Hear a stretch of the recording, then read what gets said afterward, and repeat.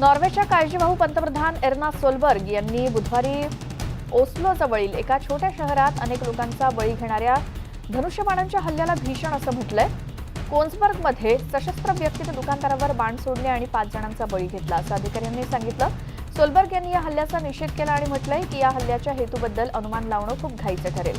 कोन्सबर्गच्या police प्रमुखांचं म्हणणं आहे की अधिकारी आणि हल्लेखोर यांच्यामध्ये संघर्ष झाला होता, परंतु त्यांनी सविस्तर याबद्दलची माहिती देण्यास नकार दिला. ड्युटीवर नसलेल्या आणि दुकानाच्या आत असलेल्या अधिकाऱ्यासह इतर 2 लोक जखमी झाले आणि त्यांना अतिदक्षता विभागात रुग्णालयात दाखल करण्यात आल्याची माहिती पोलीस प्रमुखांनी दिली. कर्ज संग्राहक म्हणून वेश परिधान केलेल्या आवाज प्रचारकांनी ऑस्ट्रेलिया, कॅनडा, इटली आणि युनायटेड किंगडममधील नेत्यांना विकसनशील देशांना वर्षाला $100 अब्ज योगदान देण्याच्या त्यांच्या मोडलेल्या वचनाची आठवण करून दिली. G20 परिषदेतील वित्तमंत्री आणि सेंट्रल बँक गव्हर्नर्सच्या 4थ्या बैठकीदरम्यान कार्यकर्ते IMF मुख्यालयासमोर तळ ठोकून होते आणि आश्वासित केलेल्या निधीचं काय झालं असे प्रश्न उपस्थित करणारे पोस्टर्स त्यांनी झळकावले. जर्मनीनं अफगाणिस्तानमध्ये सेवा केलेल्या सैनिकांच्या सन्मानार्थ बुधवारी बर्लिनमधील राईस्टॅग समोर लष्करी टॅटूचं अनावरण केलं. सैन्यानं संसद भवनाबाहेर ज्वलंत मशाली आणि लष्करी संगीताच्या वातावरणात पथसंचलन केलं. चान्सलर अँजेला मर्केल, राष्ट्राध्यक्ष फ्रँक वॉल्टर स्टेनमेयर आणि इतर उच्च अधिकारी संरक्षण मंत्रालयातील दिग्गजांच्या सन्मानासाठी आयोजित करण्यात आलेल्या या कार्यक्रमाला उपस्थित होते. 2002च्या सुरुवातीला आणि तालिबानच्या ताब्यात येण्यापूर्वीच्या उन्हाळ्यात अंतिम माघार घेण्याआधी अफगाणिस्तानमध्ये 1.5 लाखांहून अधिक जर्मन सैन्यानं काम केलं होतं. टेक्सासमधील 33 वर्षीय महिलेनं लुइजियाना गर्भपात क्लिनिकमध्ये जाण्यासाठी रात्रीच्या वेळी तब्बल 4 तास एकट्यानं गाडी चालवली. तिनं सुरुवातीला तिच्या कारमध्ये झोपायचं ठरवलं, परंतु एका गटाने या महिलेसाठी हॉटेल रूमची व्यवस्था करण्यास मदत केली. बेरोजगार, अविवाहित आणि 5 ते 13 वर्ष वयोगटातील 3 मुलं असलेल्या या महिलेला माहीत होतं की आणखी एक मूल येण्यानं तिच्या इतर 3 मुलांना वेळ देणं जमणार नाहीये, त्यामुळे तिनं गर्भपाताचा निर्णय घेतल्याचं सांगितलं. अमेरिकेतील टेक्सासमध्ये देशातील सर्वात कठोर गर्भपात कायदा लागू आहे. शेकडो आदिवासींनी मंगळवारी पॅराग्वेच्या राजधानीमध्ये शांततापूर्ण आंदोलनं केली आणि त्यांच्या मूळ जमिनी परत करण्याची मागणी केली. असुन्सियोनमधील हे आंदोलन जमीन अतिक्रमणाविरोधात केलेलं कायद्याबद्दल असून या कायद्याद्वारे अतिक्रमणाला आता गुन्हा मानण्यात येणार आहे. या कायद्याचा परिणाम अनेक आदिवासी समुदायांवरती होईल ज्यांच्या जमिनींचं पुनर्वसन प्रलंबित आहे. 12 ऑक्टोबरला दक्षिण अमेरिकेत स्पॅनिश वसाहतवादाची सुरुवात देखील झाली होती. याच अनुषंगानं हे आंदोलन करण्यात आलं. स्पॅनिश राष्ट्रीय दिवसाच्या आनंदोत्सवाला विरोध म्हणून राजधानी माद्रिदमध्ये आंदोलकांनी आपलं आंदोलन केलं. स्पॅनिश राजघराण्यानं केलेल्या अर्थसहाय्यामुळे ख्रिस्तोफर कोलंबसनं अमेरिकेचा शोध लावल्याच्या सन्मानार्थ हा दिवस साजरा केला जातो आणि 12 ऑक्टोबरला साजरा केला गेलेल्या या दिवसासाठी अनेक जण एकत्रित आले होते. पण काहींच्या मते हा दिवस काही विशेष आनंद साजरा करण्यासारखा नाही. स्पॅनिश राष्ट्रीय दिवसाला आंतरराष्ट्रीय विरोधही झालाय. मेक्सिकोचे राष्ट्राध्यक्ष अँड्रेस मॅन्युअल लोपेज ओब्राडोर यांनी जून 2021 मध्ये म्हटलं होतं की स्पेन आणि मेक्सिको यांच्यात भूतकाळात असलेले चांगले संबंध सुधारू शकत नाहीत, कारण स्पेन सरकारनं मेक्सिकोच्या विजयादरम्यान केलेल्या गैरवर्तनाबद्दल माफी मागण्यास नकार दिला होता.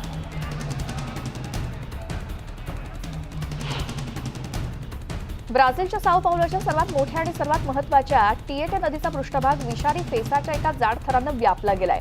महानगर क्षेत्रातील 19 शहरांमधून आलेल्या सांडपाण्यामुळे ही जलसृष्टी नष्ट होण्याची भीती आहे. तसंच नदीचे किनारे सुद्धा प्रदूषित होत आहेत. नदीकाठच्या भागात विषारी वायूमुळे दुर्गंधीही सुटली आहे.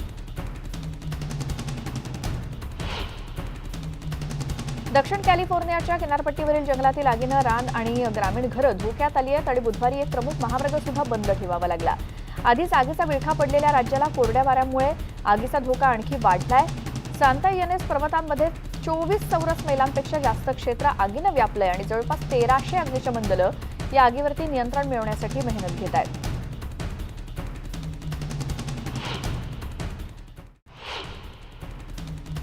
अमेरिकेच्या उपराष्ट्राध्यक्ष कमला हॅरिस यांनी बार्बाडोसच्या पंतप्रधान मिया अमोर मोटली यांचं वॉशिंग्टनमध्ये बुधवारी कोरोना महामारी आणि हवामान संकटासह अनेक विषयांवरील चर्चेसाठी स्वागत केलं. केवळ बार्बाडोसच नव्हे तर संपूर्ण कॅरिबियन समुदायाच्या वतीनं अमेरिकन सरकारनं आणि लसींसंदर्भात केलेल्या मदतीबद्दल आभार मानू इच्छिते असं मोटली म्हणाल्या. या महिन्याच्या अखेरीस स्कॉटलंडमध्ये संयुक्त राष्ट्रांच्या हवामान बदल परिषदेसाठी आपण अनुकूल असल्याचं बार्बाडियन पंतप्रधानांनी म्हटलंय. 31 ऑक्टोबर ते 12 नोव्हेंबर दरम्यान पार पडणाऱ्या COP26 म्हणून ओळखल्या जाणाऱ्या या परिषदेसाठी 200हून अधिक देशांचे प्रतिनिधी एकत्र येणार आहेत. अमेरिकेचे परराष्ट्र मंत्री अँटनी ब्लिंकन यांनी अमिरातीचे परराष्ट्र मंत्री शेख अब्दुल्ला बिन जायद अल नाहयान यांचं वॉशिंग्टनमध्ये स्वागत केलं. या दोन परराष्ट्र मंत्र्यांनी इराणचा आण्विक कार्यक्रम, सिरियामधील परिस्थिती आणि अब्राहम करार यासह अनेक मुद्द्यांवरती चर्चा केली. काबूल विमानतळावरून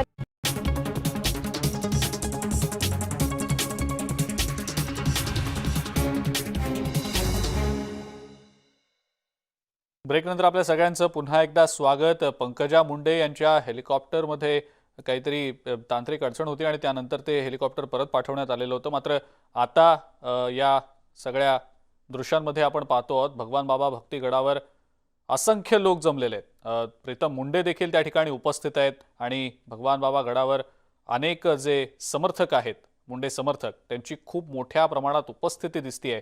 आधीच एक अर्धा तास, एक तास जवळपास उशीर झालेला आहे पंकजा मुंडे यांना तिथं दाखल व्हायला, पण तरी देखील तिथले जे त्यांचे समर्थक आहेत ते त्यांची आतुरतेनं वाट पाहतायत. आता थोड्याच वेळात त्या भगवान भक्तिगडावर दाखल होतील अशी माहिती देखील मिळतीये आणि या संदर्भात सातत्यानं आपले प्रतिनिधी सुरेश जाधव आणि सिद्धार्थ गोदाम आपल्याला याबद्दलच्या क्षणोक्षणीच्या अपडेट्स देत आहेत. पंकजा मुंडे या इथल्या विशाल जनसमुदायाला काही वेळातच मार्गदर्शन करणार आहेत. पुन्हा एकदा एक छोटासा ब्रेक आपण घेऊया, लगेच परतूया. बघत रहा न्यूज 18 लोकपाल.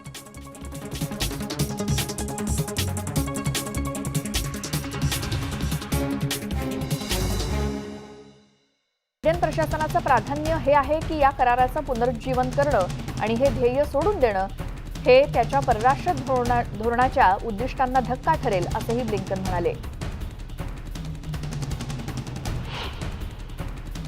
नॉर्वेच्या काळजीवाहू पंतप्रधान एर्ना सोलबर्ग यांनी बुधवारी ओस्लो जवळील एका छोट्या शहरात अनेक लोकांचा बळी घेणाऱ्या धनुष्यबाणांच्या हल्ल्याला भीषण असं म्हटलंय. कोन्सबर्गमध्ये सशस्त्र व्यक्तीने दुकानदारावर बाण सोडले आणि 5 जणांचा बळी घेतला, असं अधिकाऱ्यांनी सांगितलं. सोलबर्ग यांनी या हल्ल्याचा निषेध केला आणि म्हटलंय की या हल्ल्याच्या हेतूबद्दल अनुमान लावणं खूप घाईचं ठरेल. कोन्सबर्गच्या पोलीस प्रमुखांचं म्हणणं आहे की अधिकारी आणि हल्लेखोर यांच्यामध्ये संघर्ष झाला होता, परंतु त्यांनी सविस्तर याबद्दलची माहिती देण्यास नकार दिला. ड्युटीवर नसलेल्या आणि दुकानाच्या आत असलेल्या अधिकाऱ्यासह इतर 2 लोक जखमी झाले आणि त्यांना अतिदक्षता विभागात रुग्णालयात दाखल करण्यात आल्याची माहिती पोलीस प्रमुखांनी दिली. कर्ज संग्राहक म्हणून वेश परिधान केलेल्या आवाज प्रचारकांनी ऑस्ट्रेलिया, कॅनडा, इटली आणि युनायटेड किंगडममधील नेत्यांना विकसनशील देशांना वर्षाला $100 अब्ज योगदान देण्याच्या त्यांच्या मोडलेल्या वचनाची आठवण करून दिली. G20 परिषदेतील वित्तमंत्री आणि सेंट्रल बँक गव्हर्नर्सच्या 4थ्या बैठकीदरम्यान कार्यकर्ते IMF मुख्यालयासमोर तळ ठोकून होते आणि आश्वासित केलेल्या निधीचं काय झालं असे प्रश्न उपस्थित करणारे पोस्टर्स त्यांनी झळकावले. जर्मनीनं अफगाणिस्तानमध्ये सेवा केलेल्या सैनिकांच्या सन्मानार्थ बुधवारी बर्लिनमधील राईस्टॅग समोर लष्करी टॅटूचं अनावरण केलं. सैन्यानं संसद भवनाबाहेर ज्वलंत मशाली आणि लष्करी संगीताच्या वातावरणात पथसंचलन केलं. चान्सलर अँजेला मर्केल, राष्ट्राध्यक्ष फ्रँक वॉल्टर स्टेनमेयर आणि इतर उच्च अधिकारी संरक्षण मंत्रालयातील दिग्गजांच्या सन्मानासाठी आयोजित करण्यात आलेल्या या कार्यक्रमाला उपस्थित होते. 2002च्या सुरुवातीला आणि तालिबानच्या ताब्यात येण्यापूर्वीच्या उन्हाळ्यात अंतिम माघार घेण्याआधी अफगाणिस्तानमध्ये 1.5 लाखांहून अधिक जर्मन सैन्यानं काम केलं होतं. टेक्सासमधील 33 वर्षीय महिलेनं लुइझियाना गर्भपात क्लिनिकमध्ये जाण्यासाठी रात्रीच्या वेळी तब्बल 4 तास एकट्यानं गाडी चालवली. तिनं सुरुवातीला तिच्या कारमध्ये झोपायचं ठरवलं, परंतु एका गटाने या महिलेसाठी हॉटेल रूमची व्यवस्था करण्यास मदत केली. बेरोजगार, अविवाहित आणि 5 ते 13 वर्ष वयोगटातील 3 मुलं असलेल्या या महिलेला माहीत होतं की आणखी एक मूल येण्यानं तिच्या इतर 3 मुलांना वेळ देणं जमणार नाहीये, त्यामुळे तिनं गर्भपाताचा निर्णय घेतल्याचं सांगितलं. अमेरिकेतील टेक्सासमध्ये देशातील सर्वात कठोर गर्भपात कायदा लागू आहे. शेकडो आदिवासींनी मंगळवारी पॅराग्वेच्या राजधानीमध्ये शांततापूर्ण आंदोलनं केली आणि त्यांच्या मूळ जमिनी परत करण्याची मागणी केली. असुन्सियोनमधील हे आंदोलन जमीन अतिक्रमणाविरोधात केलेलं कायद्याबद्दल असून या कायद्याद्वारे अतिक्रमणाला आता गुन्हा मानण्यात येणार आहे. या कायद्याचा परिणाम अनेक आदिवासी समुदायांवरती होईल ज्यांच्या जमिनींचं पुनर्वसन प्रलंबित आहे. 12 ऑक्टोबरला दक्षिण अमेरिकेत स्पॅनिश वसाहतवादाची सुरुवात देखील झाली होती. याच अनुषंगानं हे आंदोलन करण्यात आलं. स्पॅनिश राष्ट्रीय दिवसाच्या आनंदोत्सवाला विरोध म्हणून राजधानी माद्रिदमध्ये आंदोलकांनी आपलं आंदोलन केलं. स्पॅनिश राजघराण्यानं केलेल्या अर्थसहाय्यामुळे ख्रिस्तोफर कोलंबसनं अमेरिकेचा शोध लावल्याच्या सन्मानार्थ हा दिवस साजरा केला जातो आणि 12 ऑक्टोबरला साजरा केला गेलेल्या या दिवसासाठी अनेक जण एकत्रित आले होते. पण काहींच्या मते हा दिवस काही विशेष आनंद साजरा करण्यासारखा नाही. स्पॅनिश राष्ट्रीय दिवसाला आंतरराष्ट्रीय विरोधही झालाय. मेक्सिकोचे राष्ट्राध्यक्ष अँड्रेस मॅन्युएल लोपेज ऑब्राडोर यांनी जून 2021 मध्ये म्हटलं होतं की स्पेन आणि मेक्सिको यांच्यात भूतकाळात असलेले चांगले संबंध सुधारू शकत नाहीत, कारण स्पेन सरकारनं मेक्सिकोच्या विजयादरम्यान केलेल्या गैरवर्तनाबद्दल माफी मागण्यास नकार दिला होता.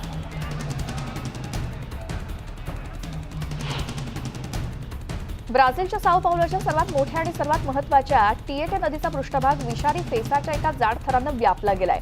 महानगर क्षेत्रातील 19 शहरांमधून आलेल्या सांडपाण्यामुळे ही जलसृष्टी नष्ट होण्याची भीती आहे. तसंच नदीचे किनारे सुद्धा प्रदूषित होत आहेत. नदीकाठच्या भागात विषारी वायूमुळे दुर्गंधीही सुटली आहे.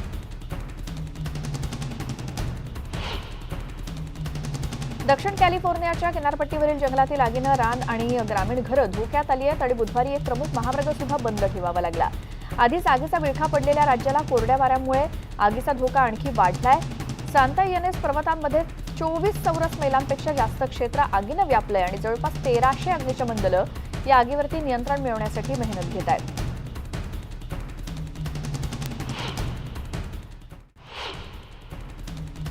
अमेरिकेच्या उपराष्ट्राध्यक्ष कमला हॅरिस यांनी बार्बाडोसच्या पंतप्रधान मिया अमोर मोटली यांचं वॉशिंग्टनमध्ये बुधवारी कोरोना महामारी आणि हवामान संकटासह अनेक विषयांवरील चर्चेसाठी स्वागत केलं. केवळ बार्बाडोसच नव्हे तर संपूर्ण कॅरिबियन समुदायाच्या वतीनं अमेरिकन सरकारनं आणि लसींसंदर्भात केलेल्या मदतीबद्दल आभार मानू इच्छिते, असं मोटली म्हणाल्या. या महिन्याच्या अखेरीस स्कॉटलंडमध्ये संयुक्त राष्ट्रांच्या हवामान बदल परिषदेसाठी आपण अनुकूल असल्याचं बार्बडियन पंतप्रधानांनी म्हटलंय. 31 ऑक्टोबर ते 12 नोव्हेंबर दरम्यान पार पडणाऱ्या COP26 म्हणून ओळखल्या जाणाऱ्या या परिषदेसाठी 200हून अधिक देशांचे प्रतिनिधी एकत्र येणार आहेत. अमेरिकेचे परराष्ट्र मंत्री अँटनी ब्लिंकन यांनी अमिरातीचे परराष्ट्र मंत्री शेख अब्दुल्ला बिन जायद अल नाहयान यांचं वॉशिंग्टनमध्ये स्वागत केलं. या दोन परराष्ट्र मंत्र्यांनी इराणचा आण्विक कार्यक्रम, सिरियामधील परिस्थिती आणि अब्राहम करार यासह अनेक मुद्द्यांवरती चर्चा केली. काबूल विमानतळावरून अमेरिकन आणि इतर नागरिकांना अफगाणिस्तान बाहेर काढण्यात UAEनं केलेल्या मदतीबद्दल ब्लिंकन यांनी अल नाहयान यांचे आभार मानले. आधीच्या एका पत्रकार परिषदेदरम्यान अँटनी ब्लिंकन म्हणाले होते की युद्धग्रस्त सिरियामध्ये राजकीय प्रक्रियेमध्ये प्रगती होईपर्यंत अमेरिका सिरियाचे राष्ट्राध्यक्ष बशर असद यांच्या सरकारशी संबंध सामान्य करण्याच्या प्रयत्नांना किंवा मादागास्करवर लादलेले निर्बंध उठवण्याच्या प्रयत्नांना समर्थन देणार नाही. अमेरिकेचे परराष्ट्र मंत्री अँटनी ब्लिंकन आणि इस्रायलचे परराष्ट्र मंत्री यायर लॅपिड यांनी वॉशिंग्टनमध्ये द्विपक्षीय चर्चा केली, ज्यात पॅलेस्टिनींसोबत इस्रायलचे संबंध, इराणचा अणु कार्यक्रम, हवामान बदल आणि कोरोना व्हायरस महामारीसह अनेक मुद्द्यांवरची सखोल चर्चा केली. याआधी ब्लिंकन आणि लॅपिड म्हणाले की इराणशी 2015चा अणुकरार वाचवण्यासाठी वाटाघाटी चांगल्या न झाल्यास ते दुसऱ्या पर्यायाच्या शोधात आहेत आणि अमेरिका पुन्हा सामील झाल्यास इराणनं कराराच्या अनुपालनासाठी परत येण्याची ऑफर नाकारली तर इतर पर्यायांवरती दोन्ही देशांमधील चर्चा सुरू झाल्याचं ब्लिंकन आणि लॅपिड म्हणाले. ते पर्याय काय असू शकतात याबद्दल त्यांनी सविस्तर माहिती दिली नाही, परंतु तिथे गैरमुत्सद्दी पर्यायांची विस्तृत श्रेणी आहे ज्याचा विचार केला जाऊ शकतो आणि वाढीव निर्बंधांपासून ते गुप्त किंवा लष्करी कारवायांपर्यंत बायडेन प्रशासनाचं प्राधान्य हे आहे की या कराराचं पुनरुज्जीवन करणं आणि हे ध्येय सोडून देणं हे त्याच्या परराष्ट्र धोरणाच्या उद्दिष्टांना धक्का ठरेल, असंही ब्लिंकन म्हणाले. नॉर्वेच्या काळजीवाहू पंतप्रधान एर्ना सोलबर्ग यांनी बुधवारी ओस्लो जवळील एका छोट्या शहरात अनेक लोकांचा बळी घेणाऱ्या धनुष्यबाणांच्या हल्ल्याला भीषण असं म्हटलंय. कोन्सबर्गमध्ये सशस्त्र व्यक्तीने दुकानदारावर बाण सोडले आणि 5 जणांचा बळी घेतला, असं अधिकाऱ्यांनी सांगितलं. सोलबर्ग यांनी या हल्ल्याचा निषेध केला आणि म्हटलंय की या हल्ल्याच्या हेतूबद्दल अनुमान लावणं खूप घाईचं ठरेल. कोन्सबर्गच्या पोलीस प्रमुखांचं म्हणणं आहे की अधिकारी आणि हल्लेखोर यांच्यामध्ये संघर्ष झाला होता, परंतु त्यांनी सविस्तर याबद्दलची माहिती देण्यास नकार दिला. ड्युटीवर नसलेल्या आणि दुकानाच्या आत असलेल्या अधिकाऱ्यासह इतर 2 लोक जखमी झाले आणि त्यांना अतिदक्षता विभागात रुग्णालयात दाखल करण्यात आल्याची माहिती पोलीस प्रमुखांनी दिली. कर्ज संग्राहक म्हणून वेश परिधान केलेल्या आवाज प्रचारकांनी ऑस्ट्रेलिया, कॅनडा, इटली आणि युनायटेड किंगडममधील नेत्यांना विकसनशील देशांना वर्षाला $100 अब्ज योगदान देण्याच्या त्यांच्या मोडलेल्या वचनाची आठवण करून दिली. G20 परिषदेतील वित्तमंत्री आणि सेंट्रल बँक गव्हर्नर्सच्या चौथ्या बैठकीदरम्यान कार्यकर्ते IMF मुख्यालयासमोर तळ ठोकून होते आणि आश्वासित केलेल्या निधीत. आणि या सगळ्या महत्त्वाच्या बातम्यांसोबतच बुलेटिनमध्ये वेळ झाली इथंच थांबण्याची. ताज्या बातम्या आणि अपडेट्ससाठी बघत राहा फक्त न्यूज 18 लोकमत. सर्वात मोठ्या आणि सर्वात महत्त्वाच्या टिएटे नदीचा पृष्ठभाग विषारी फेसाच्या एका जाड थरानं व्यापला गेलाय. महानगर क्षेत्रातील 19 शहरांमधून आलेल्या सांडपाण्यामुळे ही जलसृष्टी नष्ट होण्याची भीती आहे. तसंच नदीचे किनारे सुद्धा प्रदूषित होत आहेत. नदीकाठच्या भागात विषारी वायूमुळे दुर्गंधीही सुटली आहे. दक्षिण कॅलिफोर्नियाच्या किनारपट्टीवरील जंगलातील आगीनं रान आणि ग्रामीण घरं धोक्यात आली आहेत आणि बुधवारी एक प्रमुख महामार्ग सुद्धा बंद ठेवावा लागला. आधीच आगीचा विळखा पडलेल्या राज्याला कोरड्या वाऱ्यामुळे आगीचा धोका आणखी वाढलाय.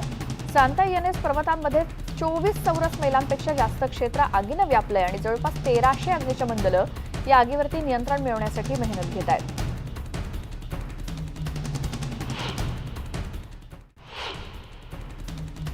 अमेरिकेच्या उपराष्ट्राध्यक्ष कमला हॅरिस यांनी बार्बाडोसच्या पंतप्रधान मिया अमोर मोटली यांचं वॉशिंग्टनमध्ये बुधवारी कोरोना महामारी आणि हवामान संकटासह अनेक विषयांवरील चर्चेसाठी स्वागत केलं. केवळ बार्बाडोसच नव्हे तर संपूर्ण कॅरिबियन समुदायाच्या वतीनं अमेरिकन सरकारनं आणि लसींसंदर्भात केलेल्या मदतीबद्दल आभार मानू इच्छिते असं मोटली म्हणाल्या. या महिन्याच्या अखेरीस स्कॉटलंडमध्ये संयुक्त राष्ट्रांच्या हवामान बदल परिषदेसाठी आपण अनुकूल असल्याचं बार्बाडियन पंतप्रधानांनी म्हटलंय. 31 ऑक्टोबर ते 12 नोव्हेंबर दरम्यान पार पडणाऱ्या COP26 म्हणून ओळखल्या जाणाऱ्या या परिषदेसाठी 200हून अधिक देशांचे प्रतिनिधी एकत्र येणार आहेत. अमेरिकेचे परराष्ट्र मंत्री अँटनी ब्लिंकन यांनी अमिरातीचे परराष्ट्र मंत्री शेख अब्दुल्ला बिन जायद अल नाहयान यांचं वॉशिंग्टनमध्ये स्वागत केलं. या दोन परराष्ट्र मंत्र्यांनी इराणचा आण्विक कार्यक्रम, सिरियामधील परिस्थिती आणि अब्राहम करार यासह अनेक मुद्द्यांवरती चर्चा केली. काबूल विमानतळावरून अमेरिकन आणि इतर नागरिकांना अफगाणिस्तान बाहेर काढण्यात UAEनं केलेल्या मदतीबद्दल ब्लिंकन यांनी अल नाहयान यांचे आभार मानले. आधीच्या एका पत्रकार परिषदेदरम्यान अँटनी ब्लिंकन म्हणाले होते की युद्धग्रस्त सिरियामध्ये राजकीय प्रक्रियेमध्ये प्रगती होईपर्यंत अमेरिका सिरियाचे राष्ट्राध्यक्ष बशर असद यांच्या सरकारशी संबंध सामान्य करण्याच्या प्रयत्नांना किंवा मादागास्करवर लादलेले निर्बंध उठवण्याच्या प्रयत्नांना समर्थन देणार नाही. अमेरिकेचे परराष्ट्र मंत्री अँटनी ब्लिंकन आणि इस्रायलचे परराष्ट्र मंत्री यायर लॅपिड यांनी वॉशिंग्टनमध्ये द्विपक्षीय चर्चा केली, ज्यात पॅलेस्टिनींसोबत इस्रायलचे संबंध, इराणचा अणु कार्यक्रम, हवामान बदल आणि कोरोना व्हायरस महामारीसह अनेक मुद्द्यांवरती सखोल चर्चा केली. याआधी ब्लिंकन आणि लॅपिड म्हणाले की इराणशी 2015चा अणुकरार वाचवण्यासाठी वाटाघाटी चांगल्या न झाल्यास ते दुसऱ्या पर्यायाच्या शोधात आहेत आणि अमेरिका पुन्हा सामील झाल्यास इराणनं कराराच्या अनुपालनासाठी परत येण्याची ऑफर नाकारली तर इतर पर्यायांवरती दोन्ही देशांमधील चर्चा सुरू झाल्याचं ब्लिंकन आणि लॅपिड म्हणाले. ते पर्याय काय असू शकतात याबद्दल त्यांनी सविस्तर माहिती दिली नाही, परंतु तिथे गैरमुत्सद्दी पर्यायांची विस्तृत श्रेणी आहे ज्याचा विचार केला जाऊ शकतो आणि वाढीव निर्बंधांपासून ते गुप्त किंवा लष्करी कारवायांपर्यंत बायडेन प्रशासनाचं प्राधान्य हे आहे की या कराराचं पुनरुज्जीवन करणं आणि हे ध्येय सोडून देणं हे त्याच्या परराष्ट्र धोरणाच्या उद्दिष्टांना धक्का ठरेल असंही ब्लिंकन म्हणाले. नॉर्वेच्या काळजीवाहू पंतप्रधान एर्ना सोलबर्ग यांनी बुधवारी ओस्लोजवळील एका छोट्या शहरात अनेक लोकांचा बळी घेणाऱ्या धनुष्यबाणांच्या हल्ल्याला भीषण असं म्हटलंय. कोन्सबर्गमध्ये सशस्त्र व्यक्तीने दुकानदारावर बाण सोडले आणि 5 जणांचा बळी घेतला असं अधिकाऱ्यांनी सांगितलं. सोलबर्ग यांनी या हल्ल्याचा निषेध केला आणि म्हटलंय की या हल्ल्याच्या हेतूबद्दल अनुमान लावणं खूप घाईचं ठरेल. कोन्सबर्गच्या पोलीस प्रमुखांचं म्हणणं आहे की अधिकारी आणि हल्लेखोर यांच्यामध्ये संघर्ष झाला होता, परंतु त्यांनी सविस्तर याबद्दलची माहिती देण्यास नकार दिला. ड्युटीवर नसलेल्या आणि दुकानाच्या आत असलेल्या अधिकाऱ्यासह इतर 2 लोक जखमी झाले आणि त्यांना अतिदक्षता विभागात रुग्णालयात दाखल करण्यात आल्याची माहिती पोलीस प्रमुखांनी दिली. कर्ज संग्राहक म्हणून वेश परिधान केलेल्या आवाज प्रचारकांनी ऑस्ट्रेलिया, कॅनडा, इटली आणि युनायटेड किंगडममधील नेत्यांना विकसनशील देशांना वर्षाला 100 अब्ज डॉलर्सचं योगदान देण्याच्या त्यांच्या मोडलेल्या वचनाची आठवण करून दिली. G20 परिषदेतील वित्तमंत्री आणि सेंट्रल बँक गव्हर्नर्सच्या चौथ्या बैठकीदरम्यान कार्यकर्ते IMF मुख्यालयासमोर तळ ठोकून होते आणि आश्वासित केलेल्या निधीचं काय झालं असे प्रश्न उपस्थित करणारे पोस्टर्स त्यांनी झळकावले. जर्मनीनं अफगाणिस्तानमध्ये सेवा केलेल्या सैनिकांच्या सन्मानार्थ बुधवारी बर्लिनमधील राईचस्टॅग समोर लष्करी टॅटूचं अनावरण केलं. सैन्यानं संसद भवनाबाहेर ज्वलंत मशाली आणि लष्करी संगीताच्या वातावरणात पथसंचलन केलं.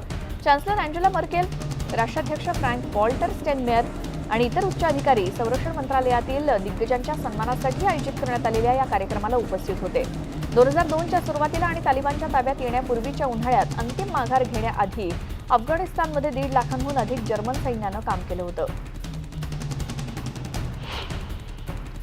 टेक्सासमधील 33 वर्षीय महिलेनं लुइझियाना गर्भपात क्लिनिकमध्ये जाण्यासाठी रात्रीच्या वेळी तब्बल 4 तास एकट्यानं गाडी चालवली. तिनं सुरुवातीला तिच्या कारमध्ये झोपायचं ठरवलं, परंतु एका गटाने या महिलेसाठी हॉटेल रूमची व्यवस्था करण्यास मदत केली. बेरोजगार, अविवाहित आणि 5 ते 13 वर्ष वयोगटातील 3 मुलं असलेल्या या महिलेला माहीत होतं की आणखी एक मूल येण्यानं तिच्या इतर 3 मुलांना वेळ देणं जमणार नाहीये, त्यामुळे तिनं गर्भपाताचा निर्णय घेतल्याचं सांगितलं. अमेरिकेतील टेक्सासमध्ये देशातील सर्वात कठोर गर्भपात कायदा लागू आहे. शेकडो आदिवासींनी मंगळवारी पॅराग्वेच्या राजधानीमध्ये शांततापूर्ण आंदोलनं केली आणि त्यांच्या मूळ जमिनी परत करण्याची मागणी केली.